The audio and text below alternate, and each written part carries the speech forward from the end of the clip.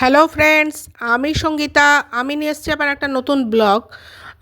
এবার যখন আমি কলকাতায় গেলাম, আমার নন্দা জামাই একটা বিশাল বড় কাঁঠাল নিয়ে এসেছিলো। ভাবলো আমি খুব আনন্দ করে খাবো, কিন্তু কাঁঠাল আমার পছন্দ নয়। কিন্তু যেই বলা হলো তাহলে পাড়া প্রতিবেশী বিলিয়ে দেওয়া, এত বড় কাঁঠাল তোকে খেতে পারবে না। তখন আমি বললাম না, দানাগুলো আমার।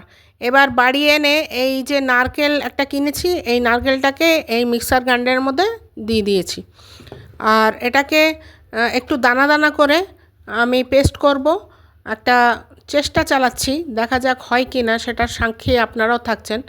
এই যে দানা দানা মতন করেছি নারকেলটাকে পেস্ট করে। আর অনেকটাই নারকেল ছিল, তাও মিক্সার গ্রাইন্ডারের মধ্যে দেয়ালে লেগে রয়েছে।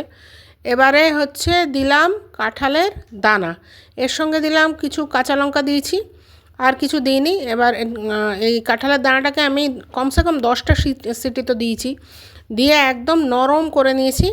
এবার এটাকে হাতেই পেস্ট করা যেত, কিন্তু মিক্সার গ্রাইন্ডারে আমি একদম নরম তুলতুলে করার জন্য, একদম দানাবিহীন করার জন্য আমি মিক্সার গ্রাইন্ডারের মধ্যে দিয়ে দিয়েছি।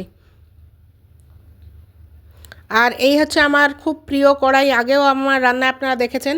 এখানে বেশ খানিকটা তেল দিলাম আমি প্রথমে। এই তেল দিয়ে এইবারে এর মধ্যে দেবো দুটো শুকনো লঙ্কা। এই তেলটা গরম হতে দিয়েছি, শুকনো লঙ্কা দেবো এরপরে। অনেকে কালো জিরে দেন এর মধ্যে, কিন্তু আমি কালো জিরেটা দিইনি। আর মানে ভর্তায় আমার কালো জিরের থেকে পেঁয়াজ রসুন এটাই ভালো লাগে। এই যে বেশ খানিকটা রসুন দিয়েছি। আর এইবার পেঁয়াজও দিলাম, মোটামুটি একটা পেঁয়াজ নিয়েছিলাম মাঝারি সাইজের, সেটাও দিয়ে দিলাম। এখন খুব ট্রেন্ড চলছে এই কাঁঠালের ভর্তার, তারই দেখে আমার খুব ইচ্ছা হলো, দেখি আমি পারি কি না। জানি না ঠিক নিয়ম অনুযায়ী হচ্ছে কি না, কিন্তু খেতে খুব সুন্দরই হয়েছিল। আর এটা পরে আপনাদের দেখাচ্ছি বলে আমি বলতে পারছি, দুর্দান্ত হয়েছিল, দুদিন ধরে খেয়েছি এটাকে রেখে রেখে। এবার পেঁয়াজ এর মধ্যে একটু নুন দিয়ে দিচ্ছি, আগে রসুন দিয়ে দিয়েছি যাতে রসুনের গন্ধটা ডমিনেট করে এটাকে।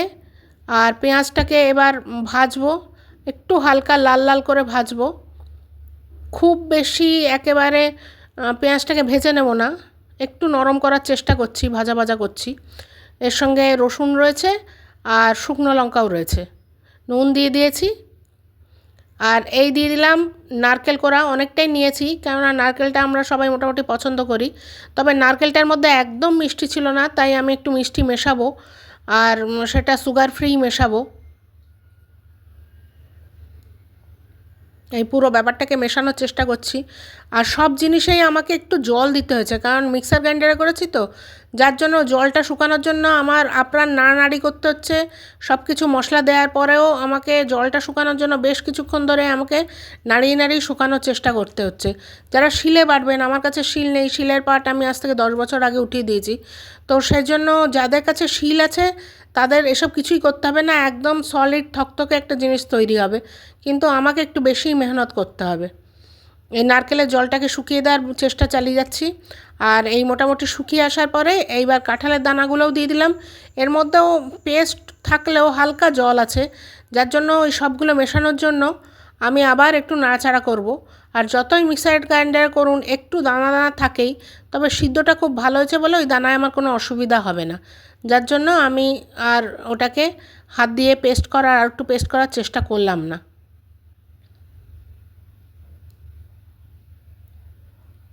এই দিয়ে দিয়েছি। এবারে তেল, পেঁয়াজ রসুন, নারকেলের কোড়া সব মিশিয়ে একটা মণ্ড তৈরি করার চেষ্টা করছি।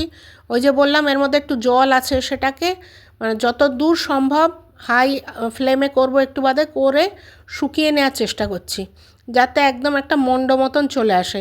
কিন্তু তবুও যত নাড়ছিলাম আসলে ব্যাপারটা বেশ শক্ত হয়ে যাচ্ছিলো আমার পক্ষে নাড়া, সেজন্য একটু নরম রাখতেই হয়েছিল। যারা শিলে করবেন তাদের একদম সলিড হবে।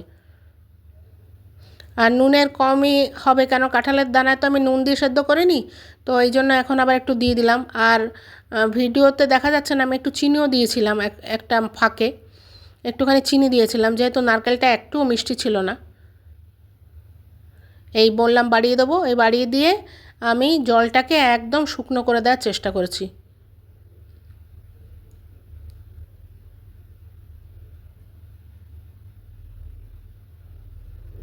চলছে হাত আমার।